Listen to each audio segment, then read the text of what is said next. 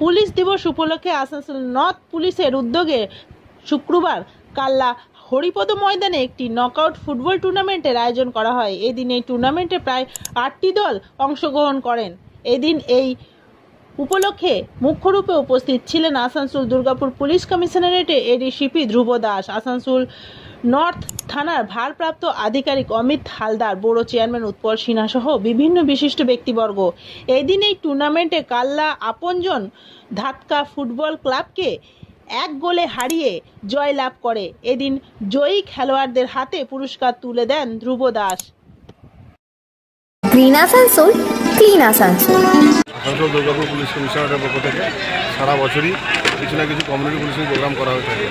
আজকের যে football tournament ছিল এটাও একটা কমিউনিটি পুলিশিং প্রোগ্রামেরই অংশ।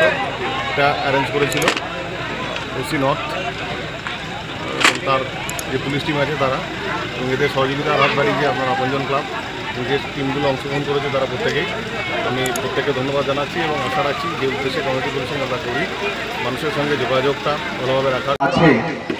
এগুলো করার মেন উদ্দেশ্য হচ্ছে সাধারণ মানুষের কাছে আমাদের পৌঁছানো এবং তাদেরকে বলা যে পুলিশ কিন্তু আর এখন সেই ব্রিটিশ পুলিশ বা লাঠি পুলিশ নেই, যে পুলিশকে দেখলেই লোক দৌড়ে পালাবে বা উল্টোটা মানুষের সঙ্গে পুলিশের কোনো রিলেশন থাকবে না।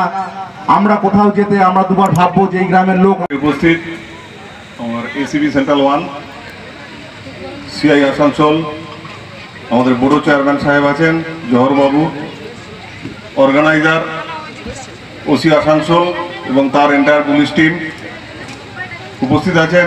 আজকে এই টুর্নামেন্টে অংশগ্রহণকারী দুটো ফুটবল দল, এছাড়া তার আগেই দুটো মহিলা দলের মধ্যে ফুটবল হয়েছে, তাদেরও আমাদের আপনজন ক্লাব যারা এই প্রোগ্রাম অর্গানাইজ করতে সাহায্য করেছেন এবং দর্শক যারা আছেন প্রত্যেককেই সেই গরিমা কিন্তু ফিরে আসতে পারে খেলার মাঠের মধ্যে দিয়ে। সবাই মিলে আসুন, এই খেলাকে সমৃদ্ধ করি। আজকে ধন্যবাদ জানাবো আসানসোলের আমার আসানসোল দুর্গাপুর পুলিশ কমিশনারেটের যাদের উদ্যোগে আজকে এই খেলা, এবং আমাদের আসানসোল